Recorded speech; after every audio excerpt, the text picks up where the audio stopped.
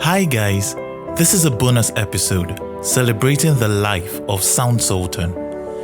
Enjoy. Every time anybody gave me words of encouragement, I was like another step higher than how I came. You just say, "Wow, this guy is good." I just like, okay, I can do this. I just all I needed was a boost.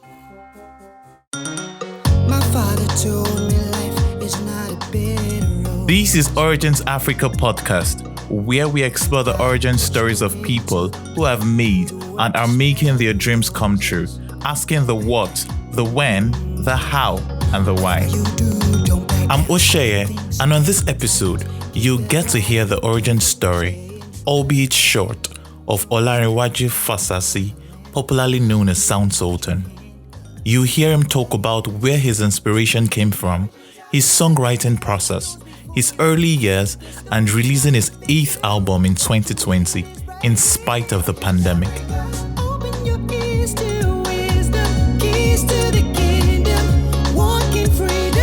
Origins Africa.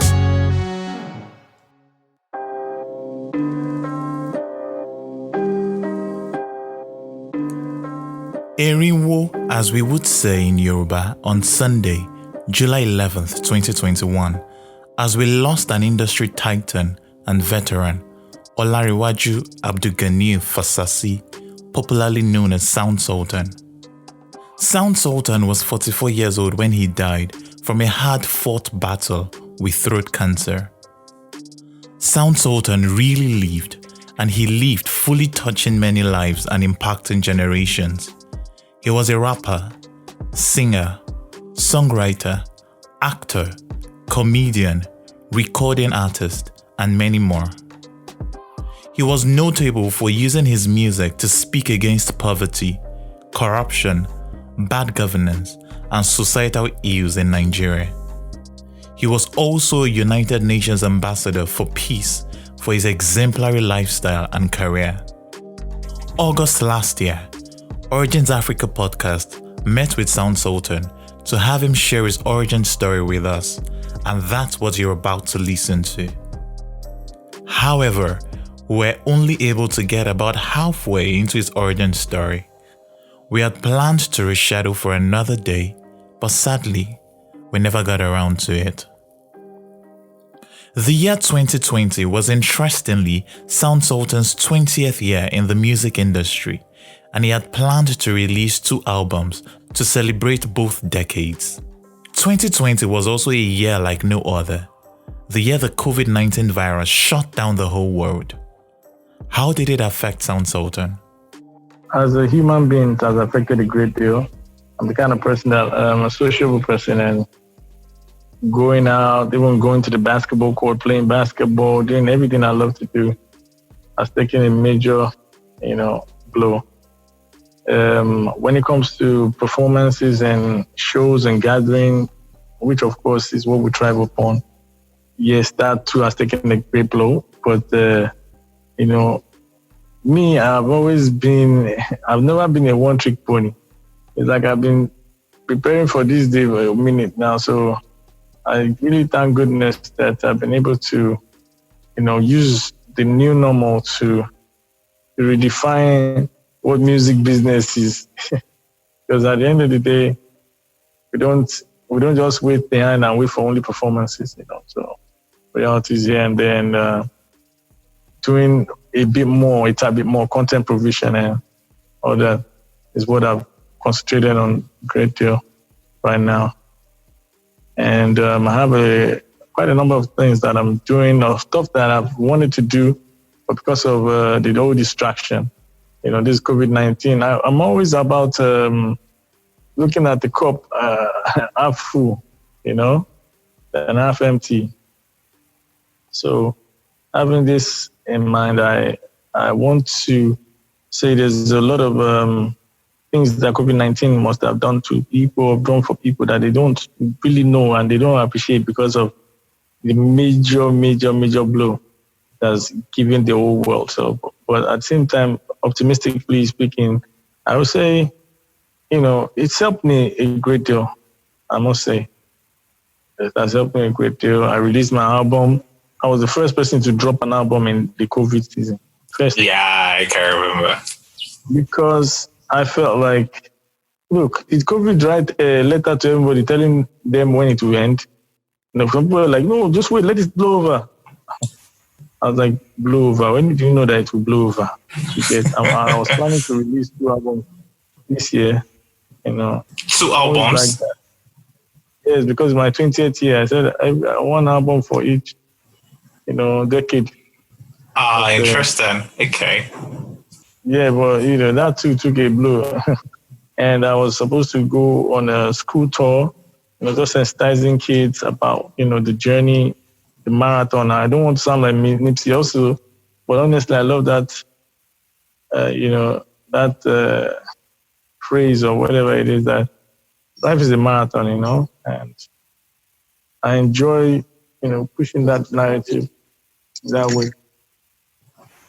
Okay. So for me, anytime, so we were open to, pass the message in a school tour, just to tell kids about, 20 years and still here, you have to know how to push your journey, pace yourself, and, and everything. So for me, it's more, there's a blessing to identify there, somewhere in there, and if it's making money, thank God, we still make, I've been able to do I had like 3 or 4 deals.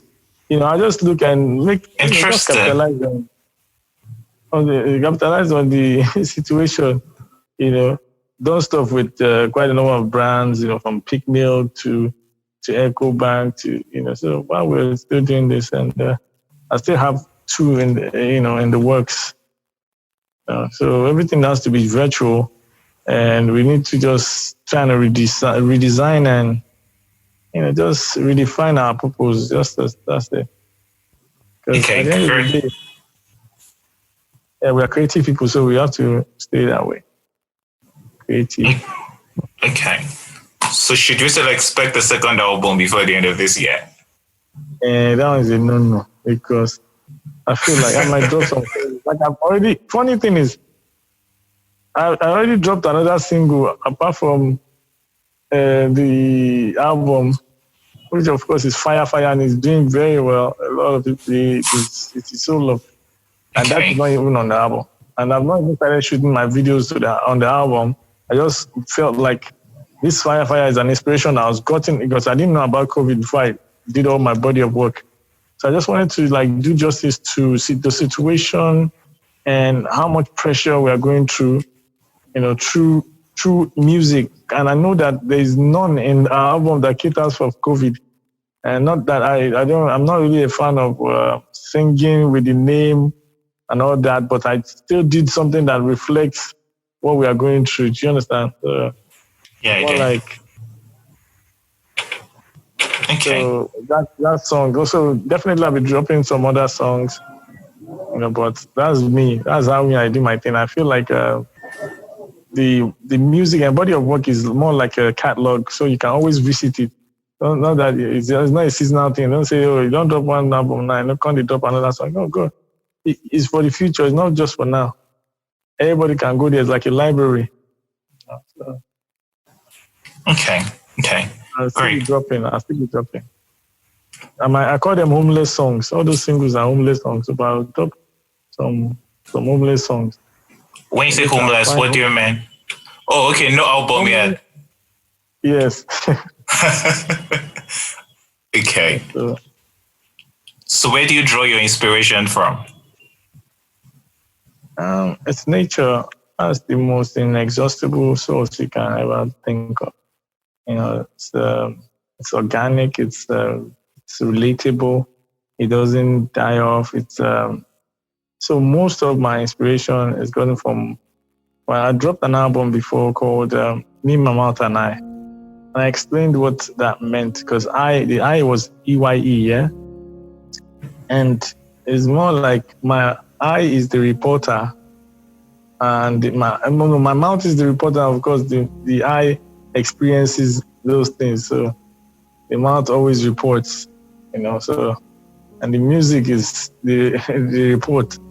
So that's what I see about my inspiration. I stuff that I've gone through, stuff I've been through, and other people through other people's eyes as well.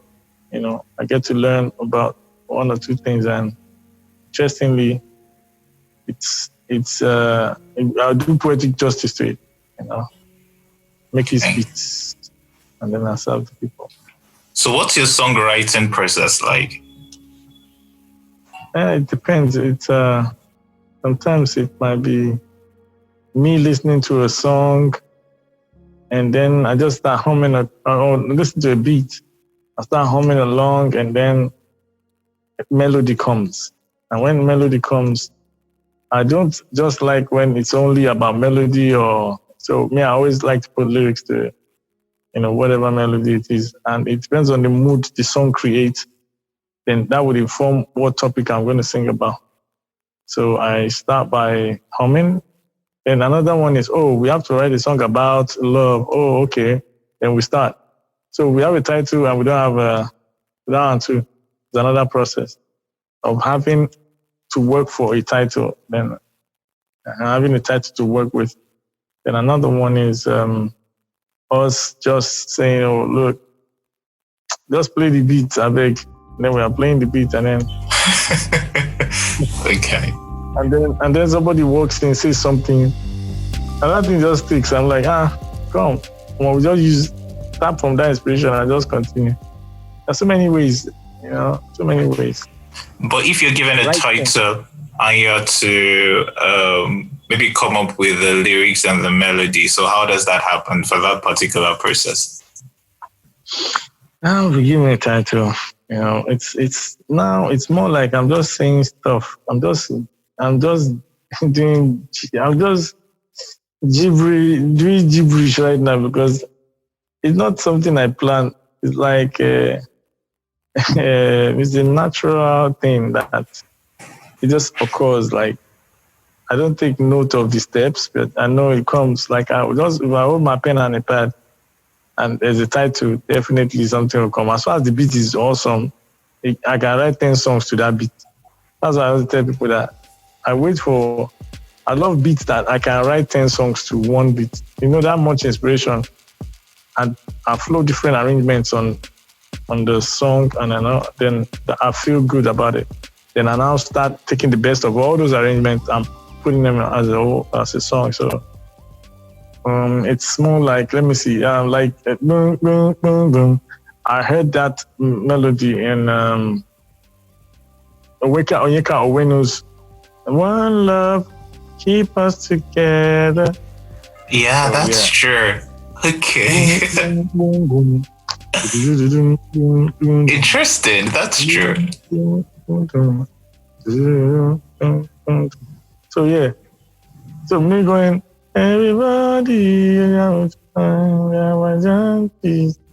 So every time we have one or two things that inspires us, and we just keep going with that inspiration and just move on. So at some point I'd done the song and somebody tells me, wow, you need to add some horns lines to it or strings. I'm like, strings? He said, yeah, go and listen to Gangsta's Paradise by Coolio. The strings will go with this. I'm like, strings of Gangsta's Paradise.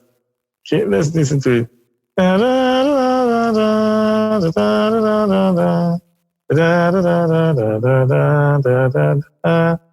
Everybody. Can you imagine? So that's how it goes. Interesting. Keep moving with inspiration comes from everybody. Like you just keep vibing to it. And as far as it comes sweet, it comes out sweet. We just put it all together. Okay. Your Eighth Wonder album, I think, at least for me, one particular song I liked was Ushumari. And that one had to do with strength in diversity. What inspired that song and how was that creative process? Yeah, that song was in my dream. I got that song in my dream. There are so many songs I get in my dream that makes me know that it's not really about me. When people start, trying to tell them about the creative process, that's when I know there's a supreme being somewhere. There's nothing you can tell me. It's not about me. It's not about what I know. It's not about talent. There's one, I don't know how to explain it, because that song, the melody came in a dream, and when I got that melody, I woke up, I felt like, what was this one again? Are they calling me? They're calling me again, no. So I just immediately hummed it and recorded that melody. I was like,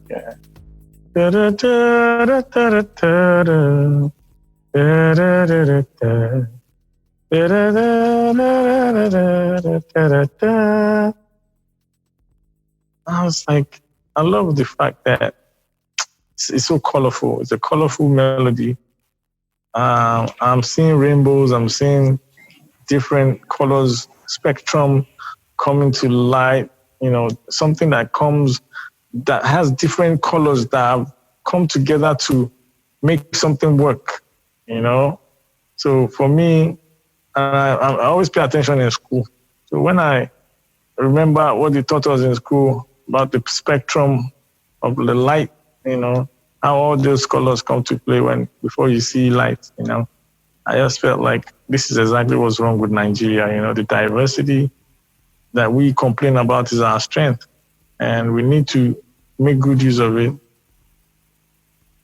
We need to make good use of the diversity. So if we could understand ourselves, this one is green, okay, this is red, okay, this is it, we might make a good team at the end of the day, because we really want the common goal, a better Nigeria. So that was my, the inspiration behind that song. I was like, I need to think about unity. Interesting. So typically when it comes like that from your dreams, the first thing you do is to record it, I guess, so that you don't forget it. Yes, I don't forget. You don't get that. So have there been times when you forgot melodies in the past? Plenty. But what I did early stages was that I was learning the guitar, so I kind of knew how to score melodies in my guitar. So what I did was I would just say do, re, mi, fa, sol, la, ti, do, and I'll write the lyrics down and put the tonisovers on them, and okay. So whenever I come to revisit, I know that this time around I already know what the melody sound like or the words sound like. So that's what I used to do to get by. Before the phones, we didn't have cell phones those days. Sure. So that's what I was doing. And I didn't have a midget. That's what I was doing. So, but when the phone came, immediately I record. And sometimes it is hard to trace the recorded one, so I just let go. Too many recorded melodies. Interesting.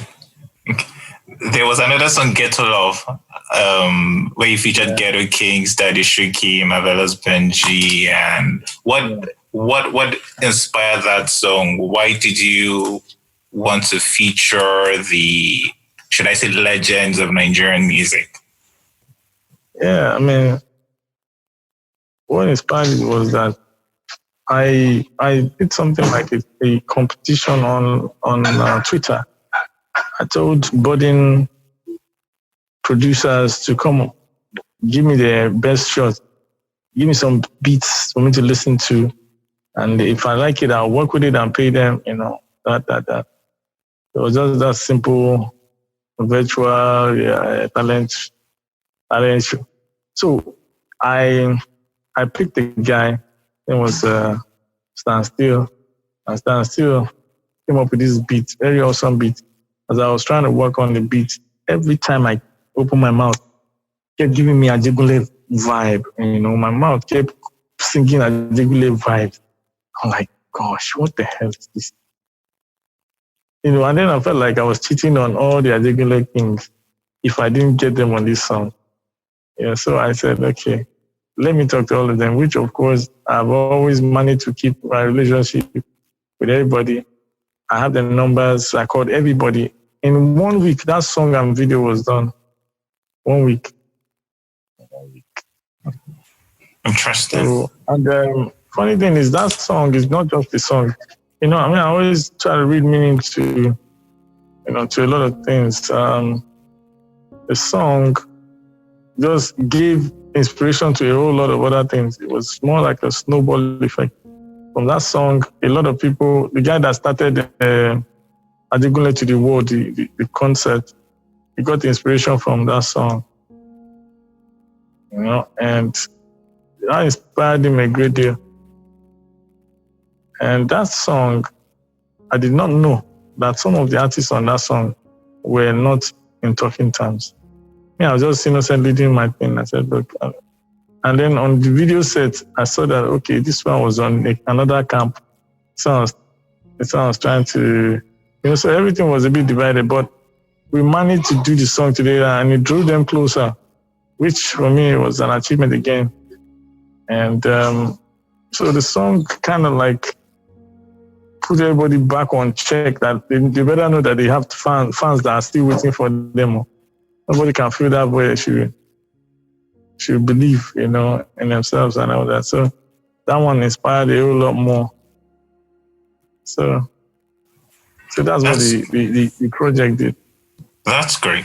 So looking back now through your albums and songs, which would you say is the most personal song to you? Most personal. Oh, on this album or previous one? No, throughout your journey, through your journey. Wow. So many. There's one when you're at Lafia. Okay. I used that song. I used my sister's name and surname and her surname to sing, you know. So it was more like, then there's another one I sang about Ilenjini, you know. That was when my dad died. I sang about my dad. So every now and then I get personal with the tracks. So people will know my journey and know exactly where the inspiration is coming from and everything. So Sound Sultan described his music as it's true, it's real, it's organic, it's like what your doctor prescribed, you know. It's like medicine to your soul to listen. Even though Sound Sultan was regarded as a pace-setter of modern hip-hop music in Nigeria, he was more interested in the lives he touched. You know, I'm not big on titles and all that. I just do my work, and I appreciate what I call it. I appreciate encouragement and words from my fans and all that. But I'm not big on titles. Yes, pace setter. Did you just set pace? Did you touch anybody's life? You know, that one matters to me a great deal. Those are the ones that sustain me somehow.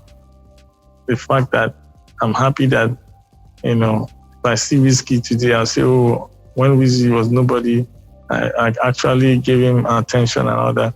If I see Timaya today, I'll say, oh, yes, Timaya was no one, and I still gave him attention. But I see the band today, likewise, everybody, the P-Square, you know. So that's what gives me joy. Not about saying pace setter. I'm a pace setter. So for me, I'm more about, you know, emitting some positive energy into the universe and then gaining from it. That's what kind of breeds lifespan into your career. Yeah, so. In just a moment, you will hear Sound Sultan talk about his growing up years, early dream of becoming a doctor, and how he started his music journey. Stay with us. I'm Osheye, and you're listening to Origins Africa podcast. Hi, dear listener. If you love our show, please leave us a review on iTunes and Apple Podcast. You can also send us a tweet or comment on Instagram at OriginsAF. We love to read from you. Nope, not later. Yes, I read your mind. Do it now. Thanks a lot. Also click the subscribe button and share with a friend. Let's make a difference together, one origin story at a time. Catch our one-to-one newsletter where we share with you one lesson, 2 quotes, and 1 question from each episode published. You'll find it at originsafrica.substack.com. originsafrica.substack.com.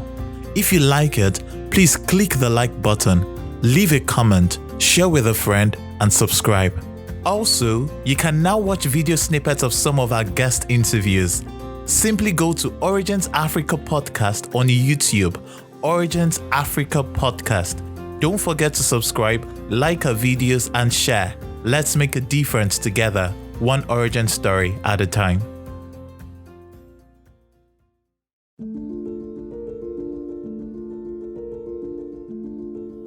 Hi guys, welcome back to Origins Africa Podcast.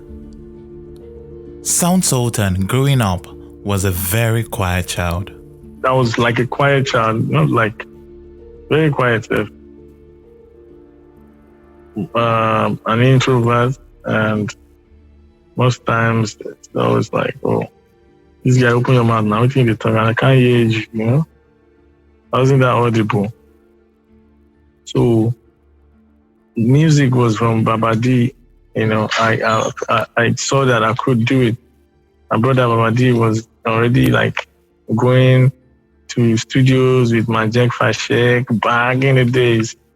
Like he would just come as a young guy, just leaving secondary school. You know, he was a hustler. He would go to Tabansi Records where my Jack Fashek was, and he just, you know, chop it up with them, come back home and tell us, wow, I was in the studio with my Jack. Can you believe that? So all that stories, you know, I took a cue from all that, and I was following him about. So from doing talent hunt shows, which we were big on then, any small thing, one talent hunt show deal, you know. So for us, it's more like anywhere we can show our talent, because there were limited medium, you know, to show your talent. Very limited. So it's more like, okay, these people, they put one stage somewhere. Anywhere they stage a light shot, we'll go. So Babadi won Lekki Sun Splash in 95. And I was the backup singer, me and Akintola. You know, all this thing I tell you now, I don't go tell you everything within my book when I want to release it. Oh, you're writing a book. That's great. Yeah. Okay. I know that, man, I'll tell you everything. So, you know, at the end of the day, it was more like me learning the ropes from Babadi and gaining confidence in myself as a person to, you know, every time anybody gave me encouragement, words of encouragement, I was like another step higher than, you know, how I came. You just say, wow, this guy is good. I just was like, okay, I can do this. You know, all I needed was a boost. And, you know, gradually, I started doing talent hunt shows on my own now. And I won Golden Tones, Benson and I just grabbed the mic competition. I won that. I won Nigerian Song Festival, you know. And from then on, I just started getting more confident. And people they're noticing me because I was very different with my delivery. I was like that kid that listened to hip hop so much, listened to Fela. I just don't know where to place me. Like, you know, so I haven't done all the things that I was doing. Used comedy to get some money, and invested in myself. Shot like 6 videos on my own. You know, as a 23-year-old boy singing about reality and all that. We're like, okay, who is inspiring this guy? You know, I never used to read newspapers. I was just like your basic. I wasn't too extra with, big on current affairs, I was just your normal guy. Yeah, people wouldn't know. I'm just that normal guy. So when they try to box me to say, oh, another fella, I'm just laughing on my own. Like, it's me, I'm just, I'm just me. I'm just a regular guy. But the only thing is, what sets us apart is I kind of care for the country so much. I feel like it's a time bit more we can all do collectively with any platform we have, anytime we have a microphone in our front, we should be thinking about how to make this country better or create some consciousness. Yeah. So growing up, I was hustling with 7 other people. Because people are talking, when I see upcoming people complaining that it's not easy for them, or they don't know how to get by music industry and all that. I'm like, when I was hustling with a band. So I had like 7 other people to pay transport for all those things, and I didn't have jack. And so we have to be guided that it's not a one-day job. I had my first headache by trying to cater for my band. I never knew what headache was now. Since I was in my 20s, and I got my first headache. In life, I just look at it like all these things are things that we look back at and just smile at the end of the day, because it's all good. It's all for the good. I learn from experience. I learn from every, some people tell me, oh, music and performances are like chain reactions, because at the end of the day, you have to, somebody somewhere will be watching you on that stage and they will call you for another show. And that's how you keep going and keep going. And truly it happened to me, my first ever gig I had, I did not want to go for the show, and because they didn't pay me, I was still complaining to the guy in my school that, come on, now you guys are collecting gift fee of so amount. But funny enough, the show was now done somewhere close to my house. So I just said, let me just through there and just look at this nonsense, and I went for the show. I got there. Me and Mike now, once I see stage, I was just, let me just grab it, baby. I just took to the stage, and when I performed, that was it for me. I felt like, okay, I've done what I had to do. And then I went for my NYSC, and someone calls me from British American Tobacco and say, oh, I saw you at a certain show. I feel you'll be good. They did good MC for our tour. That's how I got my first thing tour, because I performed in that place I didn't want to go to. So sometimes it's like a chain reaction, Okay. So you don't necessarily need to, how do I phrase this? Sometimes it is not getting paid for shows that matters. Sometimes it's the exposure that it gives you. Yeah, if you have to give yourself brain. If you're not really known, look at the stage, look at the crowd, and see if you can get anything other than money from that. If you can, weigh options and just batch it up. So you would also say that maybe before you even started doing these talent shows, you were not exactly confident. You had your fears, you had your doubts if it was something you'd be good at.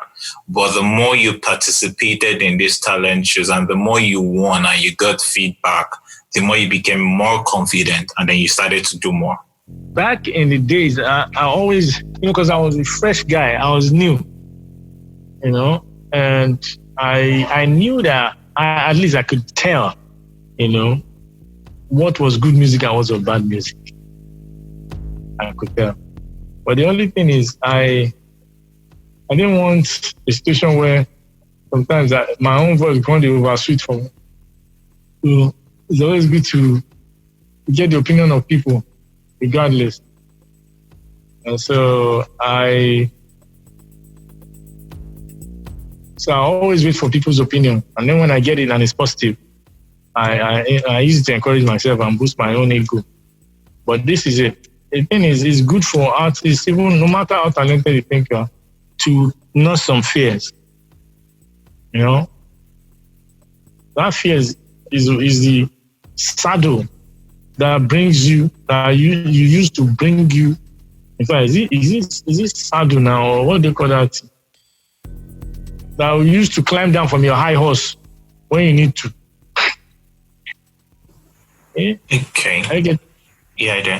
Because at the end of the day, sometimes people are in their own heads, and you need that little space of income or of not being confident of yourself to use to rearrange yourself somehow. So everybody that you see that are great today, I'm telling you, they nurse fears every now and then. No matter how much of repeated success they've had, they still nurse fears, and that's a good thing.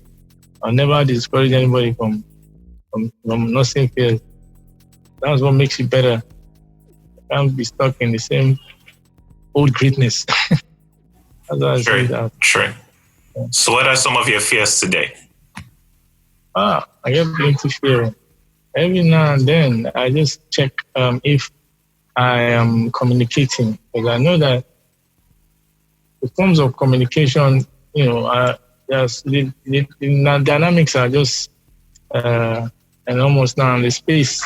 So I don't want to be a dinosaur in my own head, not knowing that there are new ways to do things. So I'm always finding out what are the new things that are there. So for me,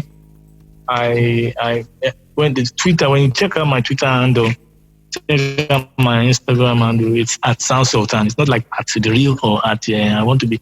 It's at Sound Sultan because I have someone that is an IT guy. Any new thing, I just tell you, put my name on it. Let me get my own space there. Let me, Twitter, when all my other guys, when we started together, we're like, downplaying the Twitter thing. I said, look, let's be tweeting, because this one where they say, Oprah, don't tweet now. The first day I just started, doing my thing. And I saw that it was more like us creating our own TV channels, and look how far we've gone today. So I'm all about that new media and everything. I'm always trying to find out. So that's my fear. I don't want to be talking, at that high horse. I just feel like I've described it for people. It was a visual thing. I will explain it to you. Okay. People they'll be stuck up in a vacuum, healing themselves, not knowing that vacuum is a prison when they come out. Okay. So, yeah. I know initially when you were growing up, or I read somewhere that your plan was to be a doctor. Is that correct?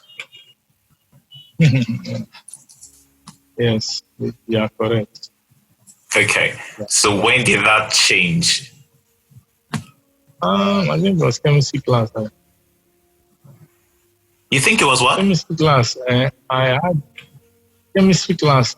Okay. I want to be very sure because there was some it was biology class. There was some chemical they used to. It just kept making me puke. I'm like, see, doctor just be vomit for this thing. As a doctor, this thing with the encounter every now and then. I was not thinking to myself, but I didn't tell my parents. I didn't tell my parents that one. I said, like, okay, let's do it. Then jam me now. Jam me like every other normal child. Then jam me. I was like, okay, maybe this is not my calling. Let me just leave it. Yeah. And that was it. I went for geography and regional planning. Okay. Yeah. Did you enjoy it? But a great deal. I draw. I am an artist. Not music one now. I can sketch. I can draw and all that. So, in geography, you would need to do a lot of drawing, So I was enjoying myself. It was my passion. I love when anything I'm doing is passion driven. So I was drawing. I was making money while drawing for others. People be like, please let me do that, my parents. How much? So you see books on my table. I'm working while I'm out in the class. All that one is what keeps me going. Okay, but you knew you wouldn't be practicing it, or you had it in mind then? It was more like my dad was telling us that, look, we don't mind whatever it is you do, but just go to school, finish for us, have your pali, and then you can now start chasing this music thing, which is supported 100%, which was very, very weird or unseen those days, because most parents, especially as religious and well decorated religiously, they would not want to support their children doing music. But my parents, Alaji and Alaja Fasasi, they were like, no, you guys, go ahead. It's your dream. It's your. We were the first set of. In fact, we did the first of many things in my family. But I feel like they were the first set of people parents to agree for their kids to, as they were supporting us. Everything they had, they used to support us. Everything. You can have the band come over to the house, sleep over, all those things. There was so much they were doing. Thank God. Interesting. So, how would you describe your parents? Were they the same kind of people? Were they warm and fuzzy? Were they principled? Or were they different from your mom and your dad? They were very principled, and they were so supportive. I don't know, looking back and remembering all what people had done, my parents had done to their kids in the past, ruining their kids' future by just telling them to go for white-collar jobs. I felt like they are our heroes today. Anything we benefit is from their support, because if they said no, there was nothing we could do about it, because we were under their roof and we're not rebellious children ourselves. So, the fact that they agreed, something that I cherish today. Who would you say had a greater influence on you? Was it your dad or your mom? I would say the singing talent was from my mom. But she used to do a lot. She used to do Alaga Ijoko. She'd be singing, creating funny songs. Even while we're watching football, she just makes create a funny song just to yap our team. So I was like, this is a freestyle like this. So we concluded that, my mom is a musician, she's just kidding. So my dad draws, so I know I got the drawing aspect from him. And, everything else. Agelessness. Indeed, on the agelessness, Sound Sultan was often jokingly called a vampire. So Sound Sultan got into the university and subsequently started his band. When I was going to the university, Babaji was giving me some advice. He said, look at Blackie. He made his first set of fans from school, Unilag. So what you have to do is make sure that you get fans in school. When you get out there to the world, they'll be the ones to support you. So do not forget that. Okay.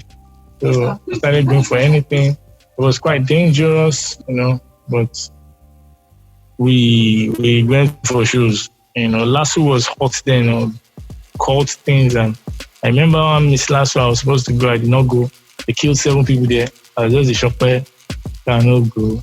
But I was always trying to just, because of what he said, like, just become something like a star on campus so that from there we can see where it takes us. And he was doing his own part on campus in UI. Of course, people knew him. They started calling him Ninja. So that was exactly what I was trying to do as well, which I succeeded because there was no event, he wouldn't call me. So from there I started. And like I said, I also put my ears to the ground, find out what talent shows. So when I got to hear about the talent show, I quickly, enrolled and tried to see what came out of it, and I won. So I created the band because of the talent show. I just told one of my guys, who's an Okada guy, he said he knew some people that plays in the church. I said, okay, go call them, gather them. And we're rehearsing in a church behind my house. We're rehearsing in church because we couldn't book for studio sessions. And sometimes when the church didn't have the instruments, we just sit down, drummer will use the desk to rehearse the sequence, while others just hum. So that's how we're basically doing our thing. It's something that a lot of people take a cue from. You don't let anything get you down. That's why I used to advise young ones never to let, challenges end their dream or aspiration. So just find a way, improvise. That's what I was king of improvisation back in the day. So, yeah. Okay, so you had the band throughout school. Yeah, it wasn't a band in school. It wasn't in school. It was in my area. Oh, okay. They just followed you to your shows. Yeah. I was a good student. I was always trying my best to be a better performer. And since I won that contest with a band, I wanted to see how far we could go, being a live performer. So I started with live performance and I didn't want to spoil it. Okay. I didn't want to spoil it. I wanted it to go like I had to go and tell people, but at the end of the day, it was band I used to hustle as an upcoming guy. So I was looking for money to transport my guys every day before we could go for any event that they will pay me 2.5. So just be me giving the band money. I will not see any money to go home. It's all passion. So sure, that's all. Okay, how long did this continue for? And then what happened afterwards? How long did it continue for? So it went on for like 1990, like 4 years before, like 4 years. Okay. I started hustling like 1999. From 1990, I started with a group first. And that's where we ended our chat with Sound Sultan, to continue at a later date, but never got around to, sadly. Nonetheless, we hope you enjoyed this bonus episode and got to appreciate the life and origin story of Sound Sultan. Thank you for listening to our show this week. If you liked it, do leave us a review, a comment, and share with your friends. Tell a friend to tell a friend to tell a friend and to tell another friend.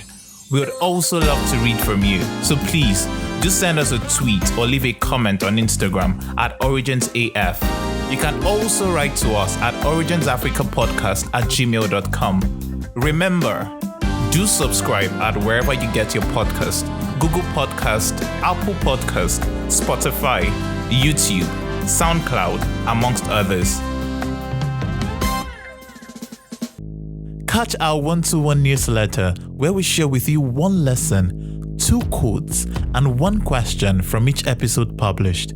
You'll find it at originsafrica.substack.com. originsafrica.substack.com.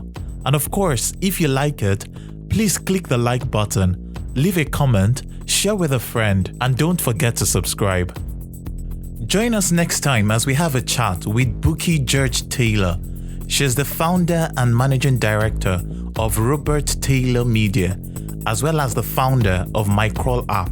I'm Oshaya, and you've been listening to Origins Africa podcast. Bye for now. My father told me life is not a bed